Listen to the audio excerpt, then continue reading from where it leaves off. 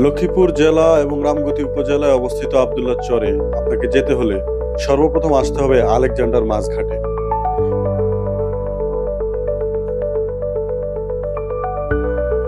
আমরা এখনো অপেক্ষা করছি নৌকার জন্য। ঠিক জোয়ার আসলে আমরা আসলে নৌকাতে উঠতে পারবো।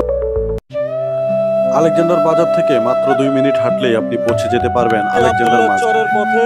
সেখান থেকে সকাল বিকাল যে কোনো সময়ই আপনি রওনা করতে পারবেন আব্দুল্লাহ চরের উদ্দেশ্যে। আলেকজান্ডার মাঝঘাট থেকে মূলত আব্দুল্লাহ চর পৌঁছাতে 1 ঘন্টা থেকে 45 মিনিটের সময় লাগে। আমি তো ঘুরতে ঘুরতে চলে এসেছি। ঘুরতে ঘুরতে চলে এসেছি। বন্ধুরা, এই মুহূর্তে আমি রয়েছি চর আব্দুল্লাহ। এই চরটি মূলত লক্ষ্মীপুর জেলার রামগতি উপজেলায় অবস্থিত। 1994 সাল থেকে ধীরে ধীরে গড়ে ওঠা এই চরটিতে 2001 সালে সর্বপ্রথম মানুষের পদচারণা হয়। এই চরে চারিদিকে শুধু সবুজ আর সবুজ, কোনো বড় গাছপালা তেমন একটা দেখা যায় না। এখানকার জীবনের মূল ভরসা কৃষিকাজ, পশুপালন আর কারো কারো জন্য মেঘনার বুকের মাছ।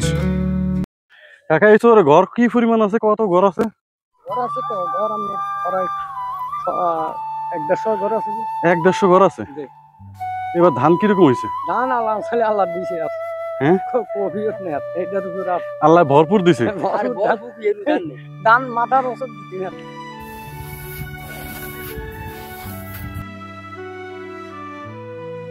বন্ধুরা, দেখতে পাচ্ছেন একটি ছোট কুয়ার মতো, যার মধ্যে চারপাশ দিয়ে প্লাস্টিকের নেটের বেড়া দেওয়া হয়েছে। এখানে মূলত হাঁস চাষের জন্য এই ঘেঁটি তৈরি করা হয়েছে। এই চরে ছোট ছোট কাঠের পোল আছে সত্যি, কিন্তু তাদের উপরে কোনো ছাউনি নেই। আছে শুধু চিকন লোহার পাত এবং ঘুনে ধরা বাঁশ। অবশেষে আমি পারলাম দল মহিষের পাল আমাদের দিকে ছুটে আসতেছে। মাত্র 15-16 বছরের একটি শিশু এক পাল মহিষকে তাড়িয়ে নিয়ে যাচ্ছে তার গন্তব্যের দিকে।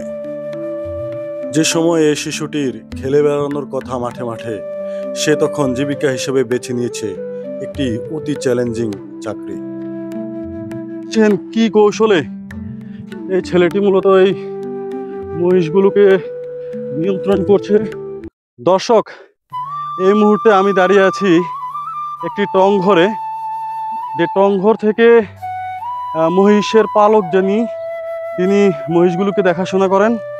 এবং সত্যি কথা বলতে এই টং ঘরটিতে উঠতে আমার প্রচণ্ড কষ্ট হয়েছিল, সত্যি চ্যালেঞ্জিং। তবে ওনাদের জন্য এটা আসলে প্রতিনিয়ত প্রতিদিনের কাজ, তাই ওনাদের জন্য ব্যাপারটা খুব একটা কঠিন নয়। সত্যি যত দেখছি তত অবাক হচ্ছি। বাংলাদেশের বুকে নদীর চরে চরে কতটা অপরূপ সৌন্দর্য লুকিয়ে আছে তা হয়তো ঘুরে না দেখলে বোঝা যাবে না। আমি ঘুরতে ভালোবাসি, তাই ঘুরতে চলে আসলাম আজকে আব্দুল্লাহ চরে। অপরূপ সৌন্দর্য, কিন্তু বৈচিত্র্যময় এবং অত্যন্ত জটিল এবং কঠিন তাদের জীবন ও জীবিকা। শীতের এই সময়টিতে অচেনা অজানা অনেক অতিথি পাখি ভিড় করে এই চরটিতে। এই চরে পানি অত্যন্ত দুর্লভ। আব্দুল্লাহ চরের এই ছোট্ট বাজারটিতে মূলত রয়েছে 3টি দোকান, যেখানে টুকটাক কিছু ঔষধ এবং ছোট বাচ্চাদের জন্য খাওয়ার কিছু চিপস, চানাচুর, এই সমস্ত জিনিস আপনি এখানে পেয়ে যাবেন। আব্দুল্লাহ চরের মানুষের জীবিকা অত্যন্ত কঠিন হলেও তাদের আতিথেয়তা অত্যন্ত উদার। একজন কাকা আমাদের জন্য দুপুরের খাবারের আয়োজন করেন।